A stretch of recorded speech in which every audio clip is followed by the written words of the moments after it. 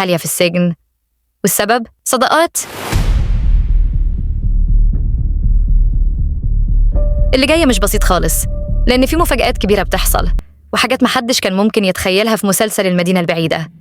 يا ترى مين اللي خطف زيرين؟ وإزاي كايا هيكتشف إنها حامل بطفله؟ وديمير حالته هتتبدل تماماً بعد غيابها. أما الملك تشيهان فبيرجع للساحة من جديد، والعودة دي مش عادية أبداً، لأنه بيصدم أجمل ويدمر كل شغله الغير شرعي. أجمل بيفقد أعصابه، بس يا ترى هيكون رد فعله عامل إزاي تجاه تشيهان؟ ومن ناحية تانية صداقات شكلها ناوية على الشر، والمرة دي انتقامها هيكون عنيف جداً ناحية عالية. يا ترى هتعمل فيها إيه؟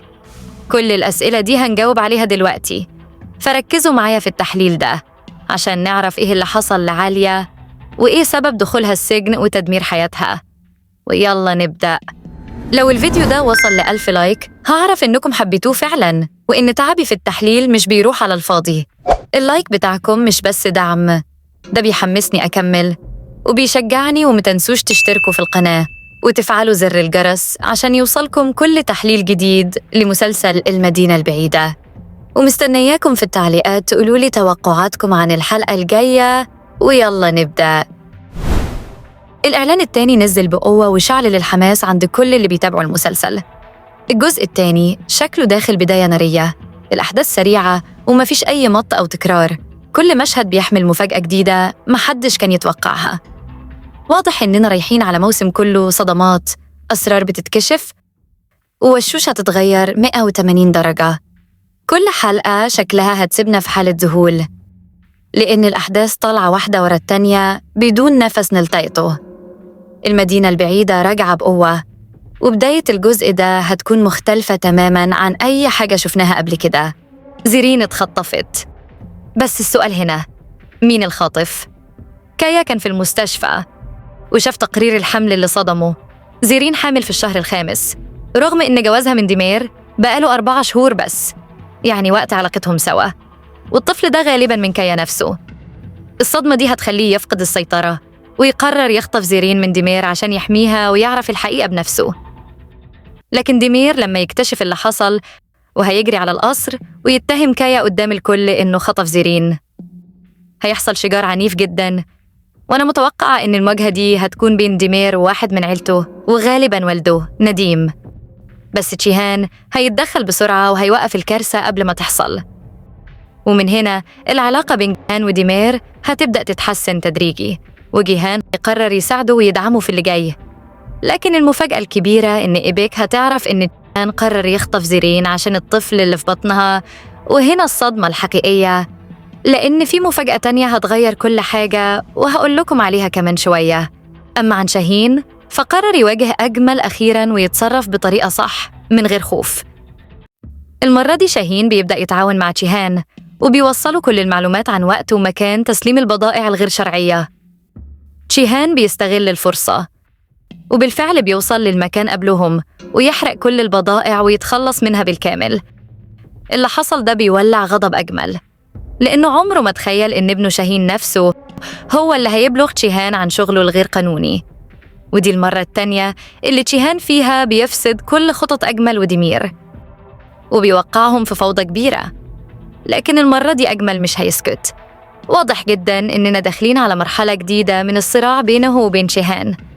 وانتقام أجمل المرة دي هيكون مختلف تماماً، مليان خبث وتخطيط وانتظار اللحظة المناسبة. أجمل هيبدأ يرسم خطته بخطوات هادية لكن مؤلمة، والمفاجآت اللي جاية في الحلقات الجاية هتكون صادمة جداً، لأن اللي هيعمله أجمل مش هيكون متوقع أبداً. ننتقل دلوقتي لصداقات، واللي واضح إن نيتها المرة دي سودة تماماً. بعد ما فشلت في إنها تفرق بين عالية وشيهان ورفضوا فكرة الطلاق، قررت إنها تاخد خطوة أخطر بكتير. الخطوة دي هي أخطر فكرة ممكن حد يتخيلها. صداقات بتروح المستشفى اللي بتشتغل فيها عالية وبتتفق مع ممرضة هناك على تنفيذ خطة خبيثة. الممرضة دي هتتسبب عمداً في موت واحدة من المرضى، وبعدها هتنتشر الشائعة إن السبب في وفاتها هي عالية. الصدمة بتكون قوية جداً. عالية بتتهم بالقتل، ومش أي قتل، دي متهمة بقتل مريضة كانت تحت رعايتها.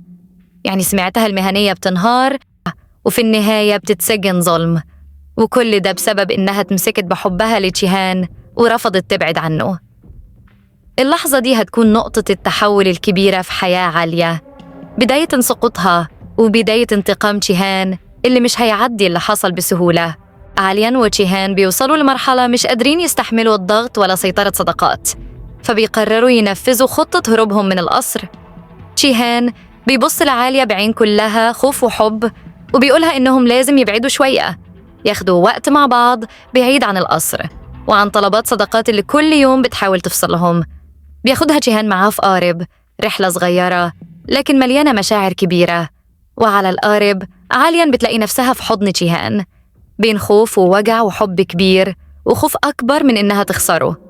المشهد كله مليان مشاعر حيرة ولخبطة بين العقل اللي بيقول إن علاقتهم مستحيلة والقلب اللي مش قادر يسيب الحب ده. جيهان دلوقتي في قمة الحيرة، بيرفض إنه يسيب عالية وبيتمسك بيها بكل قوته، لكن بعد ما رفض الطلاق ورفض يوقع على الورق، صداقات قررت تنفذ خطتها المظلمة لإنهاء عالية بأي شكل. وفي وسط كل ده بتظهر مفاجأة محدش كان متوقعها. بوران حالته بتتحسن وبيبدأ يستجيب للعلاج، وده بيغير موازين كل حاجة.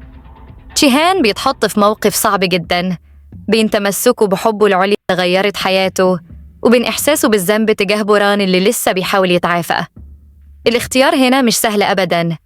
هل هيختار الحب ويتمسك بعالية مهما كان الثمن، ولا هيضحي بيها عشان يرضي بوران؟ اللحظات الجاية هتكون مليانة صراع ومشاعر متشابكة، وكل قرار هيغير مصير الكل. ننتقل دلوقتي لعالية اللي رغم كل اللي حصل قررت تتمسك بجيهان وترفض الانفصال عنه تماماً. مشاعرها ناحيته أقوى من أي حاجة، وبوران خلاص خرج من قلبها للأبد. دلوقتي عالية بقت متأكدة إنها مستحيل تستغنى عن جيهان حتى لو كان الثمن كبير. التمسك ده هو اللي هيولع نار الغيرة في صداقات، واللي فعلاً هتقرر تنتقم منها، وكأن اللي هيدفع ثمن الحب ده هي عالية نفسها. وفي آخر الحلقة بنشوف المفاجأة الصادمة. الشرطة بتدخل القصر عشان تقبض على عالية بتهمة قتل مريضة في المستشفى.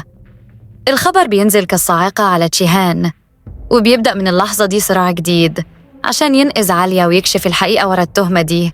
كفاح جيهان علشان يحافظ على حياة بوران بيبقى اختبار صعب جدا، وكأنه بيتحدى القدر نفسه. بس لما الحقيقة دي بتظهر، عالية بتدخل في دوامة كبيرة، ثقتها في جيهان بتتهز وبتبدأ تشك في كل حاجة بينهم. جيهان بيحاول يشرح موقفه بكل صدق، لكن الموقف أكبر من مجرد كلام. اللي جاي هيكون أقوى بكتير. استنوني في الفيديو الجاي عشان المفاجآت اللي جاية هتقلب القصة كلها. سلام.